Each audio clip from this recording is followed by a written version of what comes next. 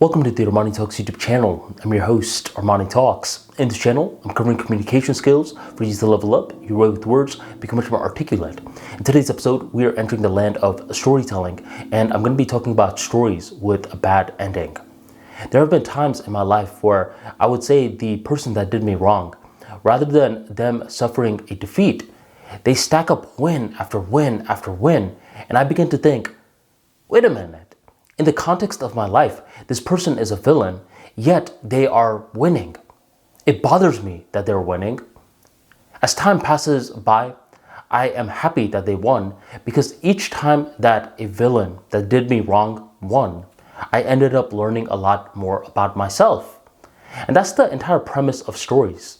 With stories, we end up viewing it from different contexts as we mature in life. And I'll give you a simple example. And by the way, I am about to provide a big spoiler for the movie Presence.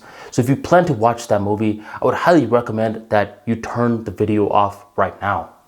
If you've already watched it or you don't want to watch it, then proceed on.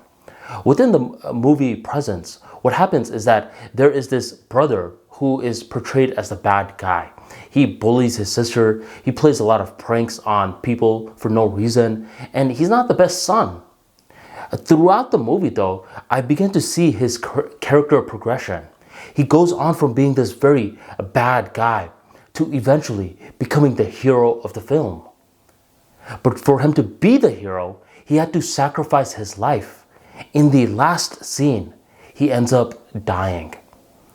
Once he dies, I thought, wait a minute, there has to be a lot more time to the movie left because no way is this story ending on this note.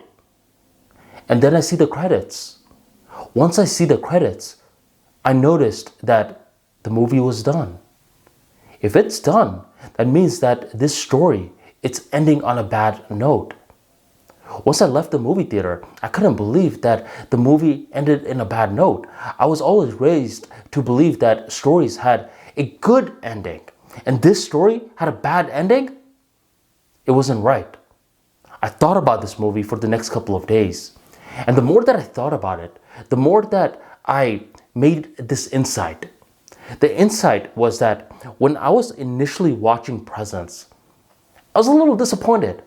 I thought that this movie was going to be the second coming of the movie Grudge, Saw, Texas Chainsaw Massacre. The way that they were marketing this film, it seemed like it was going to be a scary film. But it wasn't.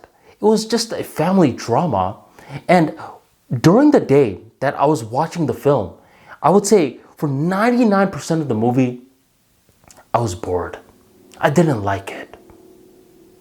But that final percent, it made me feel a certain type of way. It made a dent in me. And as I was brainstorming about this movie, as days had passed by, I thought, this movie was a good movie. But wait, 99% of the movie I was bored, but that final percent, it wasn't a good ending. It was a bad ending. Why am I perceiving a movie with a bad ending to be positive? Mainly because it made a dent in me. And that's when I started to understand that not all stories need a good ending. A lot of stories need a bad ending because as time elapses, we try to understand the story from a different lens. Think about it from your life. Has there ever been a time in your life when someone did you wrong and you couldn't believe that this person betrayed you like that? You thought that karma was eventually going to get them in the car ride. You know, the car ride you were taking to work, you were brainstorming about, when is this person going to be done wrong? When is this person going to come to me and apologize for how they did me wrong? Once they do come to me and apologize, I'm going to say no to their apology. They never came back. They went on with their lives. They leveled up more and more and more. And here you were, pathetic. It's a bad ending. Or is it? It's not really a bad ending because if you were to end the story right there, it could be a bad ending. but you're taking it day by day by day, and eventually you start to make this insight. Why don't I level up like this person who betrayed me? This person clearly forgot about me. So let me stop focusing so much of my attention on them and let me level up as well. And that is what you do. You end up reading some books. You end up going to the gym. You end up eventually finding a partner that helps you level up more in your life. And as 6 years passed on by, your life is better than ever. You have escaped the movie theater. You are talking about your life, your movie, from a completely different lens now. And you see that that bad ending from before, it was needed. And that's when you see that even though the movie was bad before, it doesn't mean that it's bad now. Even though presence was bad before, does not mean that presence is bad now. Stories do need a bad ending from time to time because it teaches you that life is not always fair.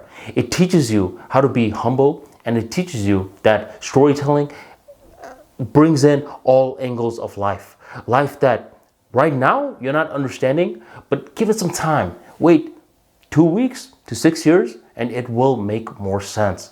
If you want to put a bad ending in your story, I recommend that you go for it, because if you do, right now you may not understand it, but I promise you in the future you will understand why you are having that pull to put a bad ending at the end of your story.